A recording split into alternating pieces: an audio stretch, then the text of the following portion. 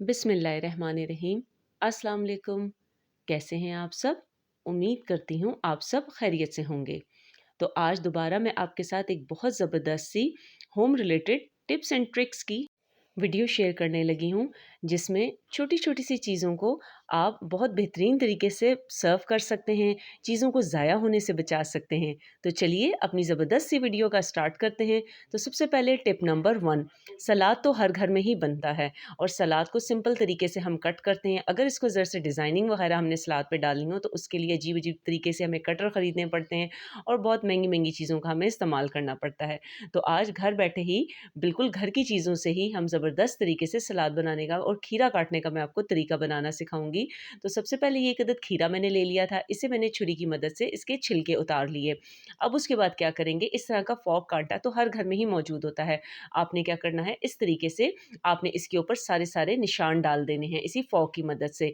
इस तरीके से खूबसूरती के साथ, चाहे आप खीरा कट कर रहे हों, मूली कट कर रहे हों, गाजर कट कर रहे हों, उन सब पे इसी तरीके से ही सारे निशान आप डाल दीजिए।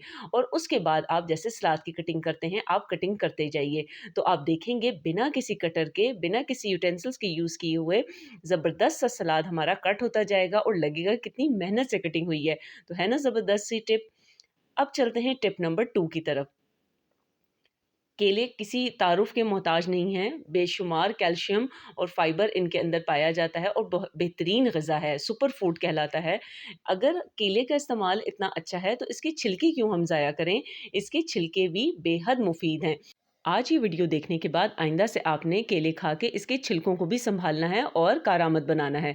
तो यहाँ पर मैंने एक अदद केले का छिलका ले लिया है, उसके ऊपर 1 टेबलस्पून बेसन जो कि हर घर में ही मौजूद होता है, वो मैंने डाल दिया है। साथ ही 1 टेबलस्पून जितना अर्के गुलाब भी हर घर में ही मौजूद होता है।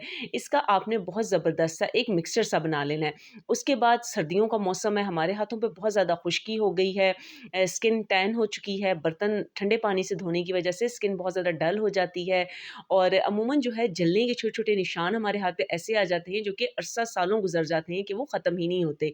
तो घर की आराम से छोटी-छोटी चीज़ों से हम इस टिप को बनाया हमने और इसका मसाज हमने हाथ पे किया, थोड़ी देर लगा रहने दिया।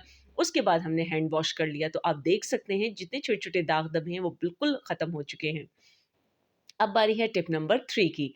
तो जी, फ्रूट्स हमारे घर में आता है, हम इस तरीके से मेहमानों के आगे इसी तरीके से रख के सर्व कर देते हैं और देखने में जो कि अपीलिंग नहीं होता। खाने को तो हम खा लेते हैं लेकिन वो देखने में वो खूबसूरती और वो अपीलिंग नहीं होता।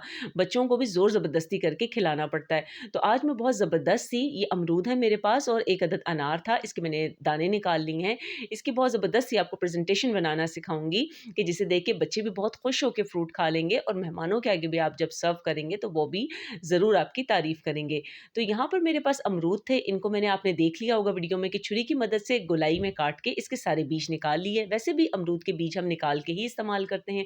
उसके बाद ये जो अनार के दाने मैंने निकाले हुए थे, इस तरीके से ये खाली कप्स बन चुके थे, इसके अंदर मैंने डाल दिए हैं। तो आप देख सकते हैं कि ये अमरूद और अनार देखने में ही इतने अच्छे नहीं लग रहे बल्कि खाने में भी बहुत ज़्यादा लज़ीज़ लग रहे थे। तो टिप नंबर 4 की तरफ चलते हैं। यहाँ पर मेरे पास एक अदद वैसलीन है। वैसलीन का इस्तेमाल सर्दियों में बहुत ज़्यादा होता है और बहुत सी चीज़ों में ये कारआमद होती है। अब बारी आ जाती है नेल पेंट की। अमूमन जब भी हम नेल पेंट लगाते हैं, कितनी दफ़ा हमें जल्दबाज़ी होती है, जल्दी-जल्दी में हम नेल पेंट लगा रहे होते हैं, तो अमूमन हमारी स्किन की नेल की साइड्स पे लग जाता है, जिसे साफ़ करना बहुत मुश्किल होता है और वो नेल पेंट साइड्स पे लगा हुआ बहुत ही बुरा लगता है। तो उसका आसान सा हल ये है कि जब भी आपने नेल पेंट लगाना हो, तो आप पहले थोड़ी-सी वैसलीन ले लीजिए, उसे अपने नेल की साइड पे लगा दीजिए और फिर उसके बाद आप नेल पेंट लगा दीजिए। अगर थोड़ा बहुत आपका नेल पेंट साइड पे लग भी जाएगा तो टिश्यू की मदद से आप आसानी से उसे साफ कर सकेंगे और बिल्कुल भी महसूस नहीं होगा कि आपकी नेल्स की साइड पे या बैक साइड कहीं भी कोई नेल पॉलिश लगी थी। तो अब आ गई बारी जी टिप नंबर 5 की। बहुत ही यूज़फुल टिप है ये। अ, माचिस का इस्तेमाल तो हर घर में ही होता है। जब कभी हम माचिस का इस्तेमाल करते हैं तो जल्दबाज़ी में माचिस की तीली इस्तेमाल करने के बाद आगे-पीछे चूल्हे पे ही फेंक देते हैं। तो उसका आसान सा हल है और हमें सिर्फ़ और सिर्फ़ एक अदद माचिस की खाली डब्बी की ही ज़रूरत है। तो हमने क्या करना है, एक हमने माचिस की खाली डब्बी ले ली है, उसके ऊपर हमारे घर में इस तरह की टेप तो मौजूद होती है। आप या तो डबल टेप ले लें या इस तरह टेप को आप डबल करके लगा लें। टेप को आपने कहाँ लगाना है, माचिस की खाली डब्बी के ऊपर आपने इस तरीके से टेप को लगाना है और इसके ऊपर आपने जो भरी हुई डब्बी है उसको लगा देना है। ये आपस में स्टिक हो जाएँगी। अब इसका आसान सा इस्तेमाल है, आपने क्या करना है, इस तरीके से माचिस को जलाना है, तीली आपने आगे-पीछे नहीं फेंकनी, नीचे इसका हमने बिन बना दिया है, उसके अंदर आपने डाल देनी है। अब आगे जी टिप नंबर 6 यानी हमारी सबसे इम्पोर्टेंट टिप की तरफ। चावल का इस्तेमाल तो हर घर में ही होता है, लेकिन आपको क्या पता है कि हम मिलावटशुदा चावल खा रहे हैं या बिल्कुल ठीक चावल खा रहे हैं? तो इसका भी आसान सा टोटका आज मैं आपको बताने लगी हूँ। घर पे चावलों को चेक करने का बहुत ही आसान सा तरीका ये है कि आपने चूल्हा जला लेना है और थोड़े से चावल आपने ले लेने हैं, जहाँ कहीं से भी आप अपने चावल लाते हैं वो, ताकि हमें पता चले कि आजकल जो प्लास्टिक के चावल आए हुए हैं, कहीं हम वो तो नहीं इस्तेमाल कर रहे। इस तरीके से आग के ऊपर हम थोड़ी देर चावलों को रखेंगे, तो जो अगर सही चावल होगा, वो जल के बिल्कुल भुरभुरा-सा और एकदम से बिल्कुल बिखर जाएगा।